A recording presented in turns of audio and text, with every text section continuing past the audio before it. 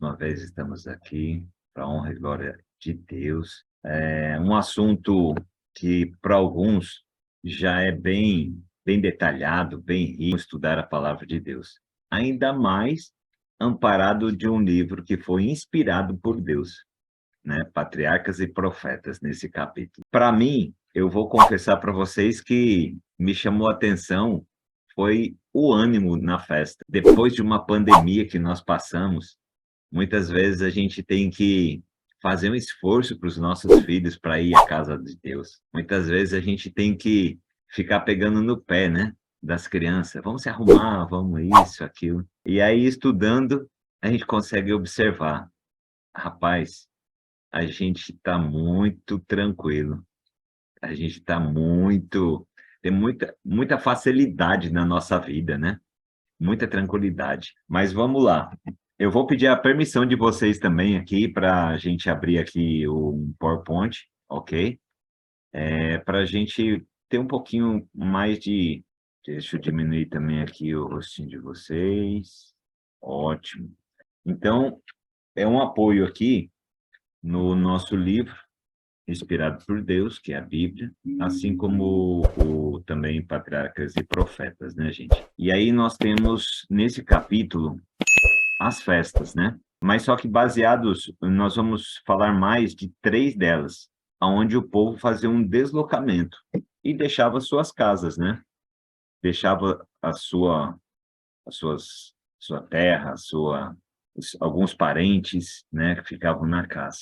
E aí, como a gente faz os preparos, os preparativos para a viagem, para a gente sair, para a gente fazer nos dias de hoje, como que a gente faz? Para quem vai de carro, leva o carro, faz uma revisão, faz ali um preparo no carro, né?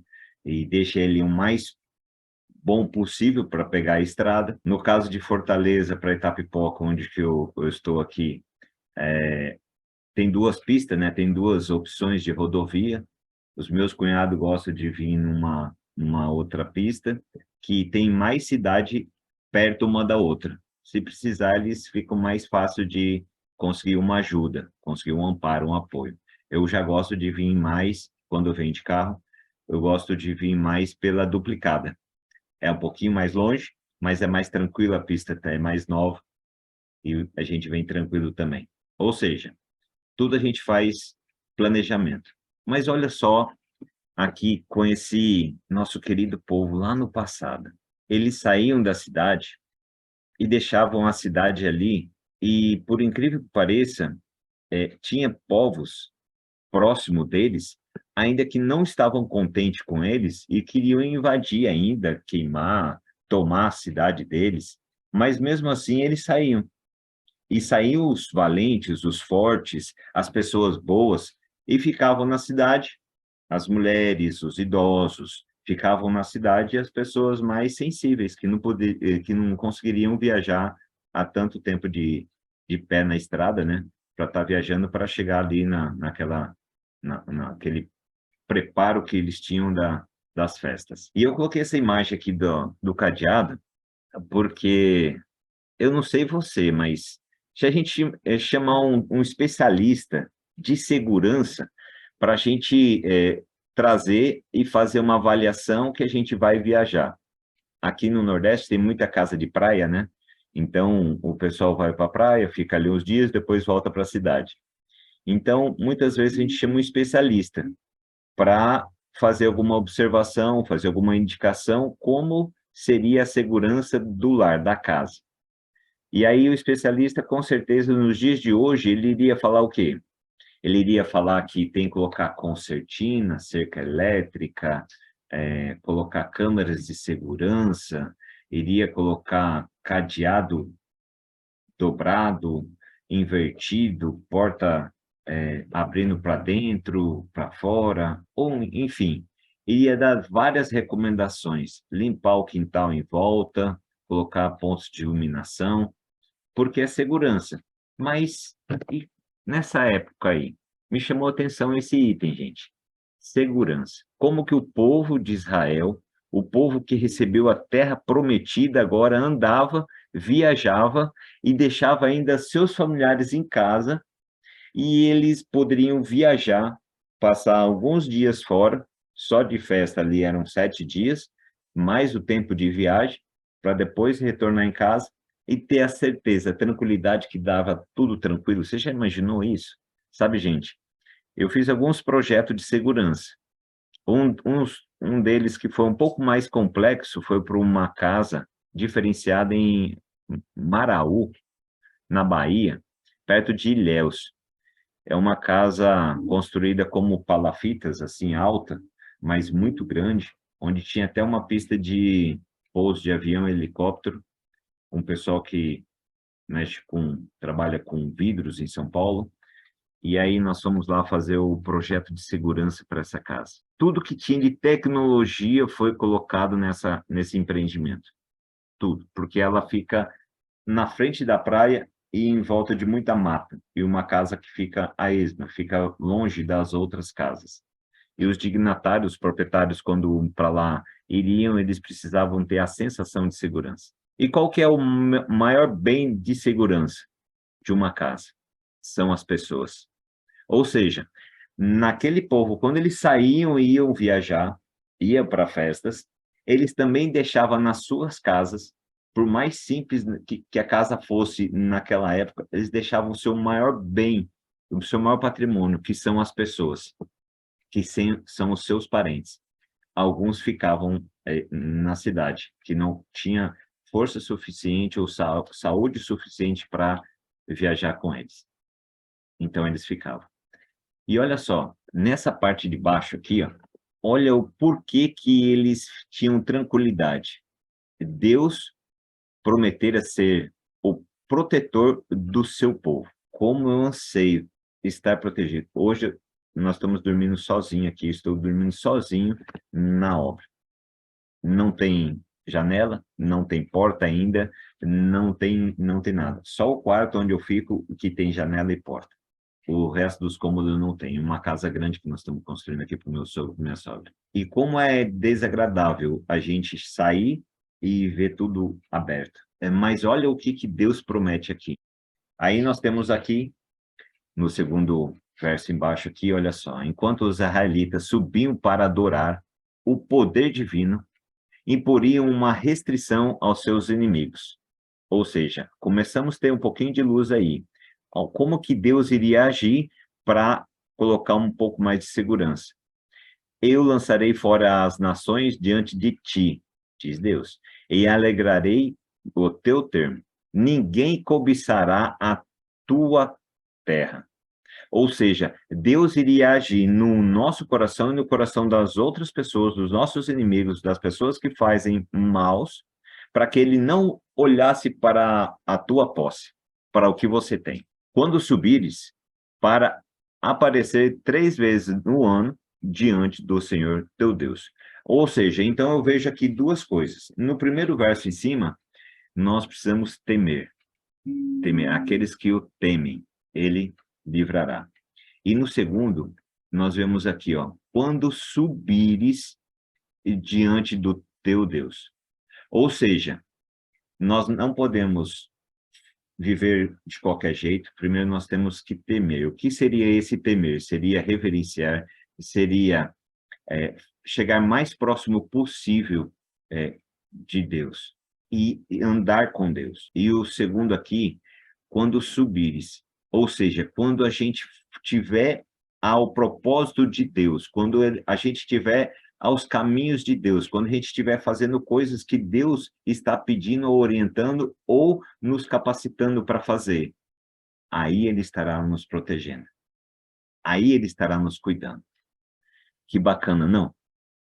Vemos agora aqui o começo das festas, então pegamos aqui a introdução do povo que ficou protegido, tranquilo nos seus lares, e agora vamos em direção à festa, ok?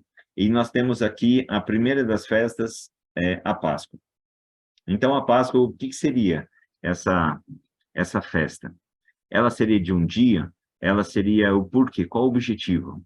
A Páscoa, ela também, como as outras, ela vai ter 3 momentos. de confraternização, de união do povo que está ali, do povo que estaria agregando os povos que estariam indo para o centro ali da nação de Canaã para celebrar a Páscoa, e também ele estaria, olha só, lembrando o povo da terra do Egito que eles saíram, de como que Deus fez com que todos os acontecimentos ali, junto com o faraó, com o Egito, teve para que o povo teve a libertação, e principalmente nas últimas pragas do Egito, de apontar a Jesus como sendo o amo, o libertador do povo. E aí, o terceiro é o povo lá na festa da Páscoa. Ou seja, durante 7 dias o povo estaria ali comemorando, e o primeiro dia e o último dia, eles deveriam ter um comportamento um pouco diferente. Eles estariam mais consagrados, não fazendo outras coisas, estarem mais dedicados, mas também um povo alegre. E olha só que gostoso foi para mim fazer esse estudo também mais profundo, em saber que Deus não é aquele Deus ranzinza, aquele Deus que só faz deliberações sérias, aquele juiz que está lá só sério, né, com o seu manto, com a sua estrutura toda. Ele é um Deus também divertido, com todo respeito, lógico. Ele não é um Deus de brincar, que a gente vai brincar com ele, mas é um Deus alegre, de amor, de espírito alegre, que ele gosta de ver pessoas, nós, um ajudando o outro, um comunicando com o outro. E olha só, os que confiam no Senhor, é como um monte de Sião, que não se abala, mas permanece para sempre, como estão os montes da roda de Jerusalém. Assim, o povo do Senhor está em volta do seu povo, desde agora e para sempre. Isso em Salmo 125. Que coisa linda, gente, quando a gente pode confiar no Senhor. E a Páscoa, ela trata aqui, fazendo um espelho com relação a Jesus, na época de Jesus agora, o que ele faz? Ele traz o simbolismo. E quando a Páscoa, no dia sagrado, que fazia a consagração, é na mesma época, mesmo período que Jesus também chamou o povo para fazer a Santa Ceia.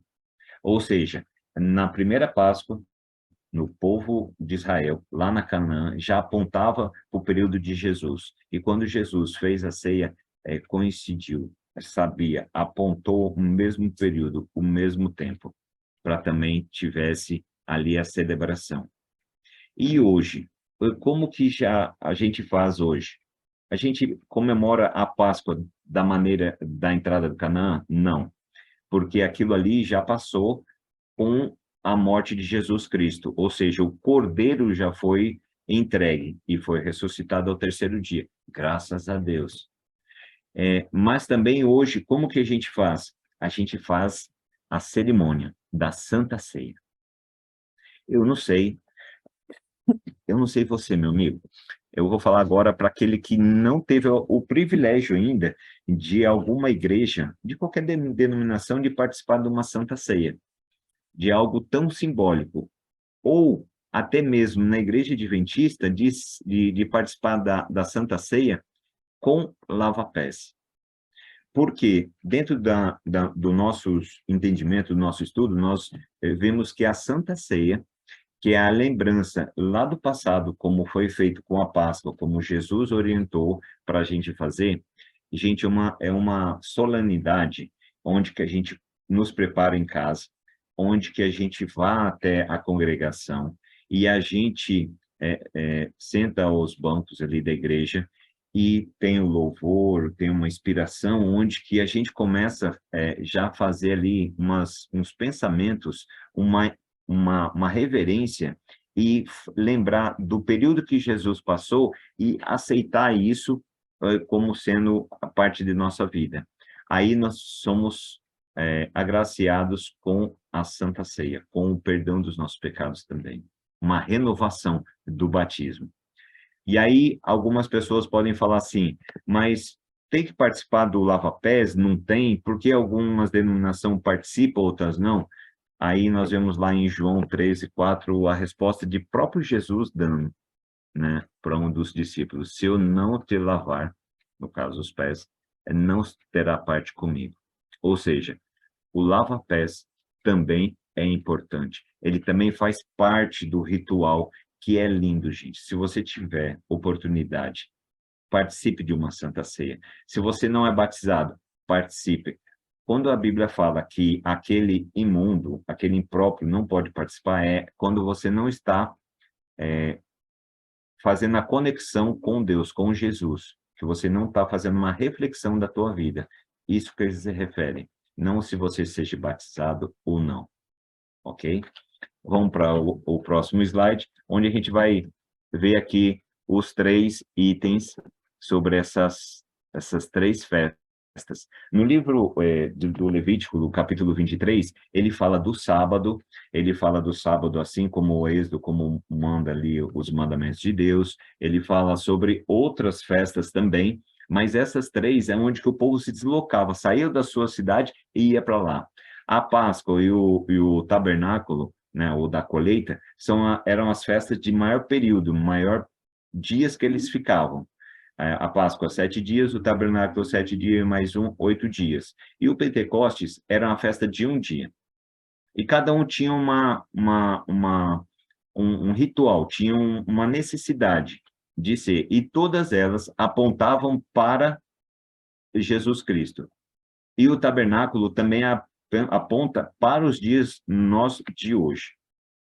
Então, todas essas festas que o povo saía das suas casas e iam para lá, ela tinha um simbolismo, ela tinha uma importância, ela tinha que apontar o porquê daquelas festas, além de ser alegre, além de ser divertida, também ser reverência, também ser intelectual, de fazer a gente pensar, meditar.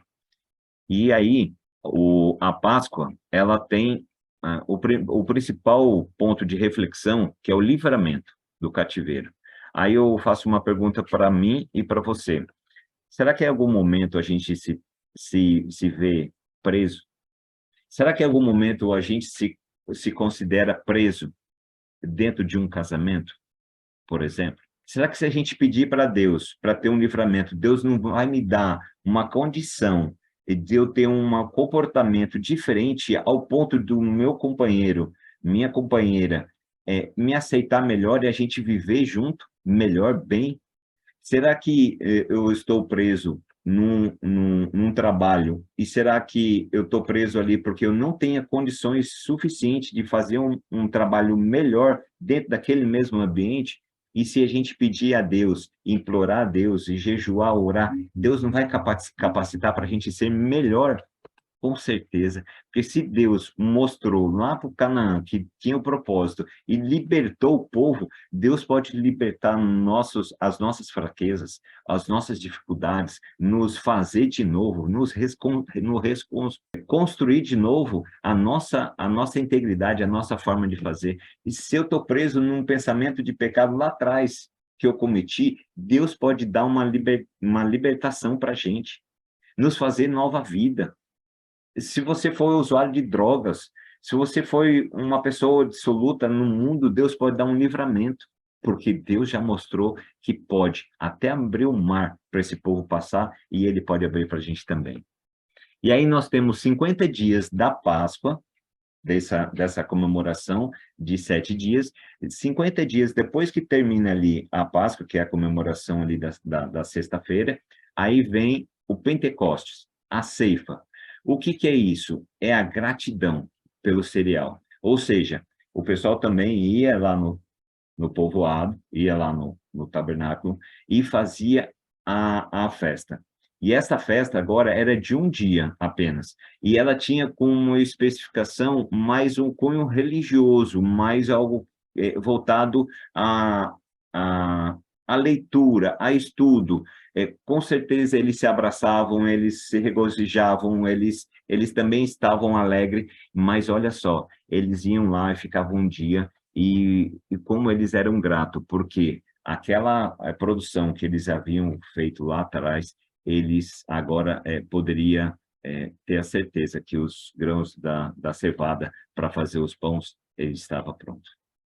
Que bênção, que coisa boa, gente. E eles também levavam ali as partes deles. E eles, um ajudava o outro. E em terceira viagem, né?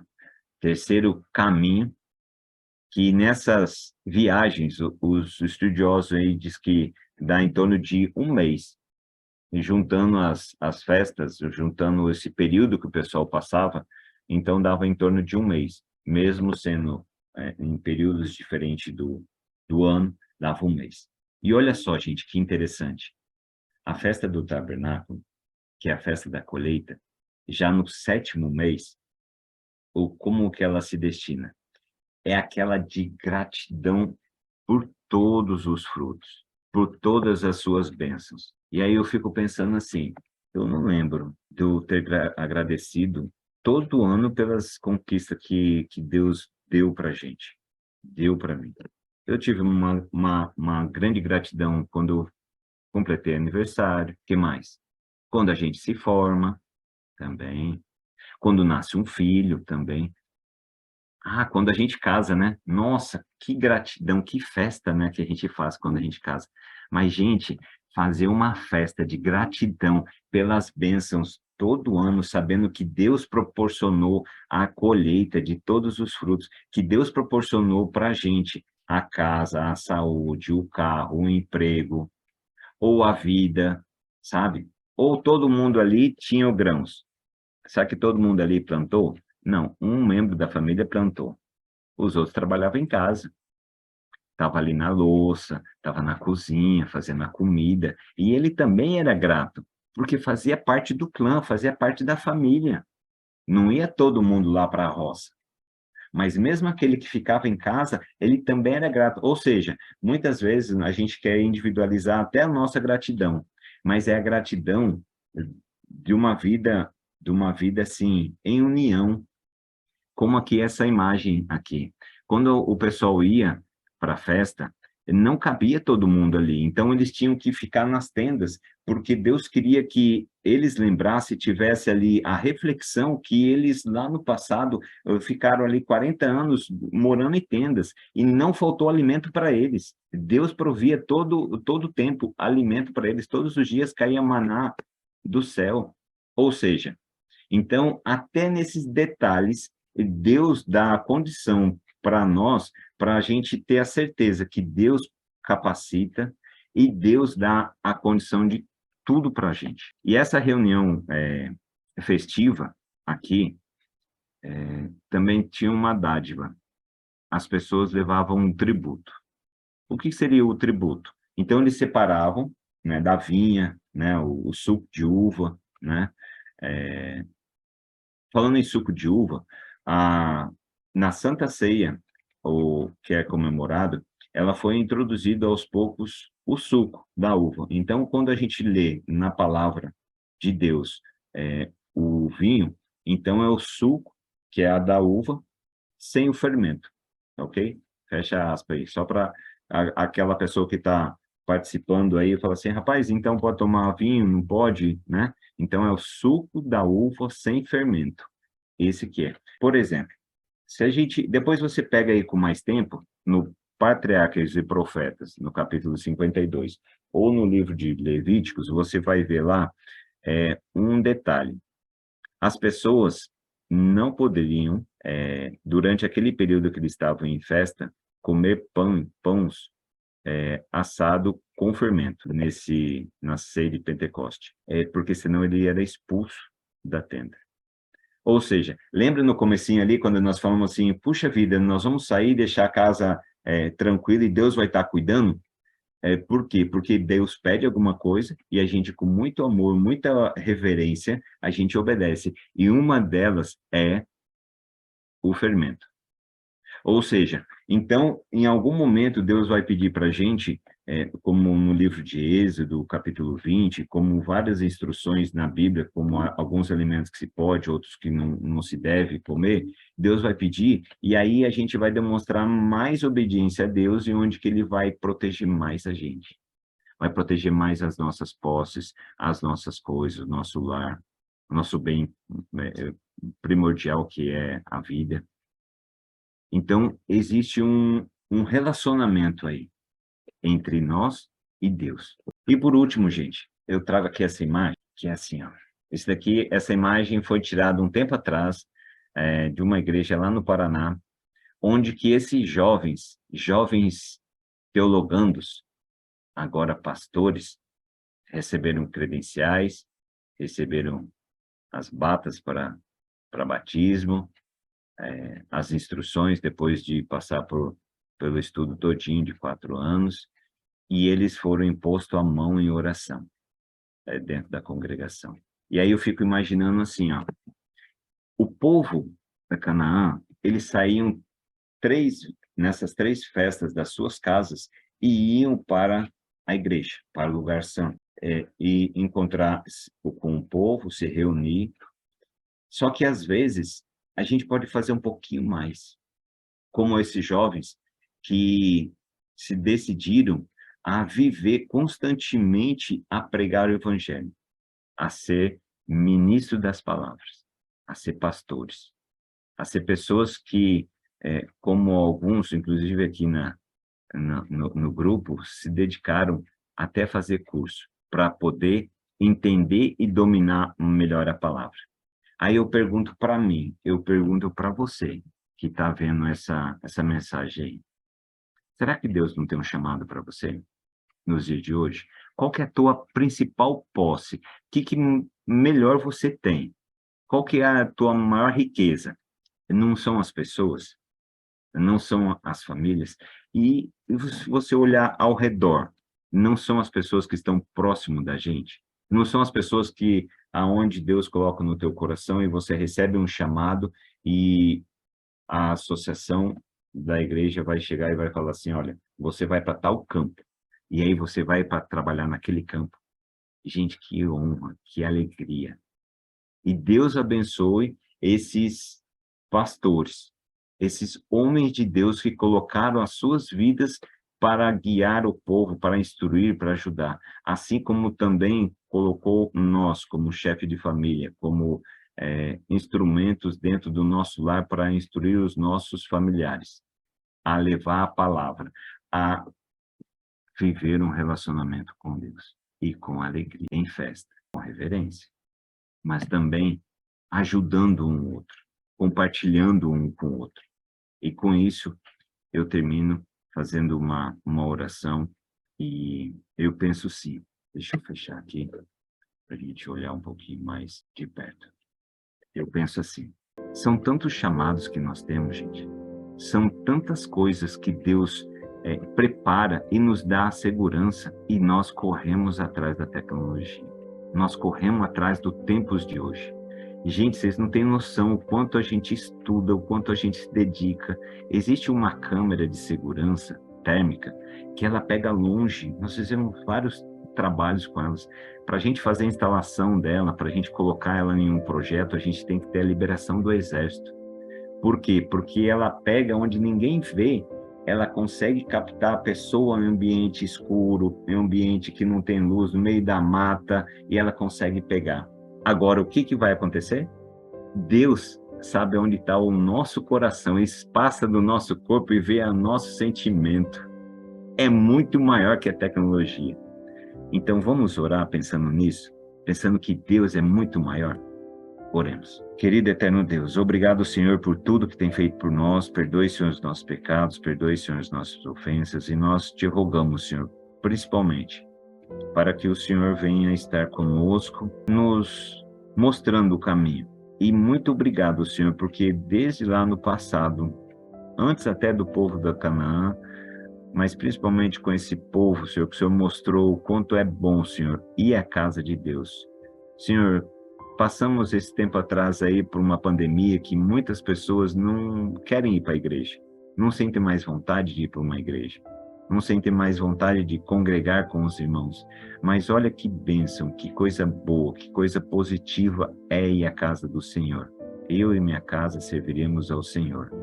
Então, Senhor, coloque em nossos corações, anime nossas almas, anime o nosso corpo, Senhor, para que todos os nossos membros da nossa família, inclusive aqueles que dizem que não querem saber de Ti, que eles tenham vontade, Senhor, de servir, de escutar a palavra. E quando nós formos à Tua casa, Senhor, que nós possamos ter essa reverência alegre, um ajudando o outro, Senhor. É o que nós te pedimos e imploramos, em nome de Jesus. Amém, Senhor.